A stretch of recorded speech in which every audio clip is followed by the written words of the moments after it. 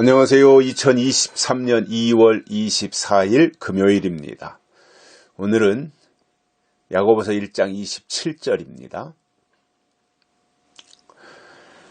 하나님 아버지 앞에서 정결하고 더러움이 없는 경건은 곧 고아와 과부를 그 환난 중에 돌아보고 또 자기를 지켜 새 속에 물들지 아니하는 이것이니라. 아멘. 경건에 대해서 어제도 말씀드렸고 오늘 또 이어서 설명하시는데 경건이 뭐냐라는 것에 대한 답이 오늘 말씀에서 나오고 있습니다.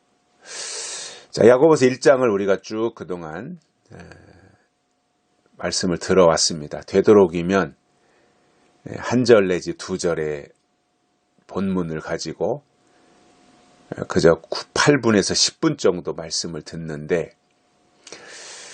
저도 야고보서 1장을 또 이렇게 같이 새벽 큐티를 하면서 은혜가 되었습니다마는 아마 이렇게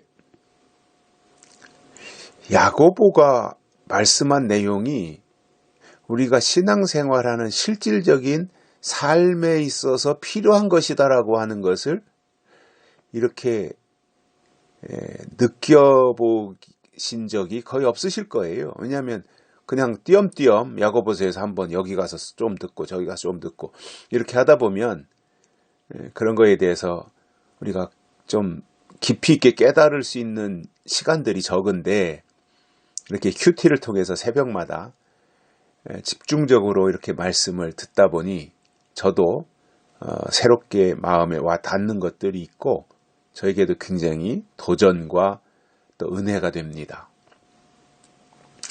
이런 시간들이 좀 계속해서 이어졌으면 좋겠다는 그런 생각도 아울러 하게 되는데 야고보 사도가 야고보서 1장을 마치면서 진짜 경건이 뭐냐, 하나님 앞에서의 참 경건이 뭐냐, 이것에 대해서 정말 기가 막힌 답을 주고 있잖아요. 우리 경건해야 돼요, 사실. 우리 신앙생활 경건해야 돼요. 아무리 우리가 과거에 세상 사람으로 살았고 하나님을 알지 못하며 더러움에 죄악의 수렁에 빠져서 살았다고 할지라도 하나님과 만남이 있고 또 하나님의 뜻이 무엇인지 깨달았으면 아울러 우리 속에 이 경건이 채워져야 되는 거거든요. 한순간에 되는 건 아니겠지만 조금씩 야금야금 우리 속에 경건으로 채워져야 되는데 하나님 아버지 앞에서 진짜 경건이 뭐냐는 거예요. 어제는 스스로 경건하다 생각하고 자기 혓바닥에다 재갈 먹이지 않으면 그것은 헛것이다 이렇게 말씀했잖아요. 그러면서 진짜 경건이 뭐냐면 정결하고 더러움이 없는 진짜 경건이 뭐냐면 첫째로는 고아와 과부를 그 환난 중에 돌아보는 것이다 이렇게 말씀하고 있습니다. 고아는 부모가 없는 게 고아죠. 과부는 남편이 없는 사람이 과부지요. 그러니까는 이 성경이 기록될 때 당시에 어떤 가부장적인 제도에 의해서 직업이 많았던 때도 아니고 아버지가 나가서 일을 해서 업으로 일을 하든 노동자로 일을 하든 아버지가 밖에 나가서 일을 해서 그 집안 식구들이 주렁주렁 달린 자식들까지 다 먹고 살아야 되니 그것이 녹록지가 않은 시대였지 않겠습니까? 그래서 그 당시에 고아다 또는 과부다 하면 굉장히 생활하기가 어려운 사람들의 대명사였어요. 그렇기 때문에 그들을 돌본다. 고아와 과부를 환난 중에 돌아본다. 그러니까 환난 때 가서 고아와 과부를 돌아볼 수 있는 만큼의 어떤 믿음 또는 아량 또는 배려 또는 관심 이러한 것들이 있어야 된다는 거죠. 나만 알고 자기중심적으로만 가는 것이 아니라 주변에 있는 어려운 사람들을 돌보는 그 생활, 특히 환난 때, 아무 때나 하는 거 물론 필요하죠.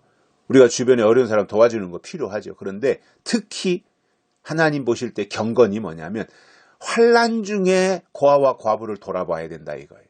즉 환난 때 가서, 대환난 때 가서 이 일을 할 수 있을 만큼 미리미리 우리 속에 축적해 놓은 것들이 있어야 된다 그겁니다.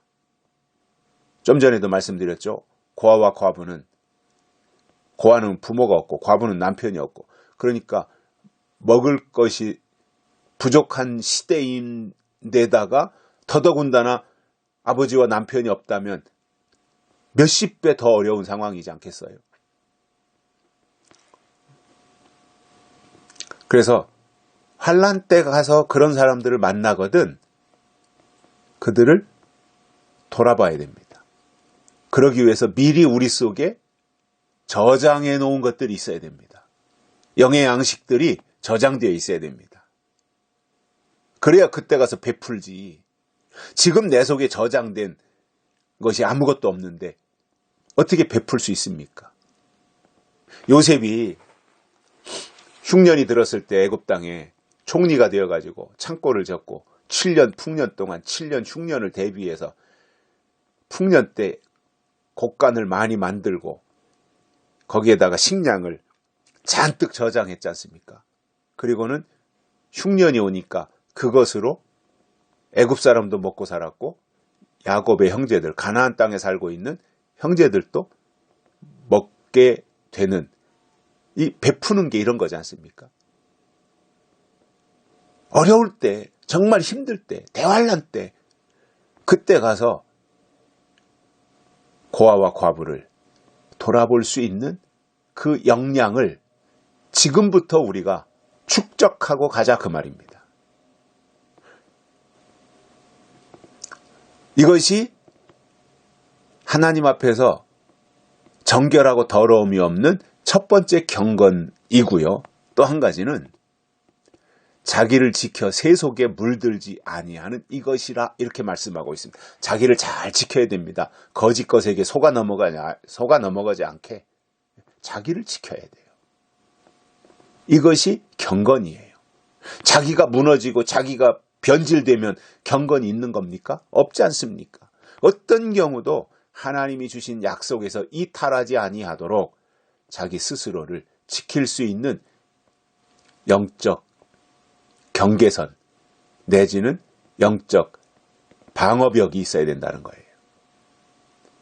그래야 자기를 지켜낼 수 있어요. 이게 경건이라는 거예요. 그러니까 말로만 나 경건해, 난 거룩해, 나 하나님의 사람이야, 이것이 아니라 환난 때 가서 고아와 과부를 돌볼 수 있는 그 역량을 미리미리 축적하고 있어야 될 뿐만 아니라 거짓 선지자들이 활개치는 그 시대 가운데서 거기에 물들지 않도록 자기를 지켜내는 것입니다. 이것이 경건이라는 거예요. 자기를 지켜야 돼요. 그러기 위해서 말씀을 듣는 것이고요. 그러기 위해서 때에 대해서 우리가 알아야 되는 것이고요. 그러기 위해서 거짓 선지자가 나오면 무슨 일을 하는지, 악한 영들이 나오면 어떤 일을 하는지 그런 것을 미리미리 들어두면 그것이 나타났을 때 대처하기가 쉬워지지 않겠습니까? 당황할 이유가 없잖아요. 아, 그때 그렇게 말씀을 들었는데 그게 이거네? 당황할 이유가 없죠. 아우성칠 이유가 없죠. 우왕좌왕할 이유가 없죠. 말씀이 그대로 이루어지는 것을 현장에서 보고 아하, 하나님의 역사가 이렇게 진행이 되고 있고 지금 이렇게 가고 있구나, 이것을 알면 되는 거지 않겠습니까? 그 일을 깨우쳐 주시는 것이, 그 일을 준비시켜 주시는 것이 경건이다 그 말입니다. 여기까지 하겠습니다. 고맙습니다.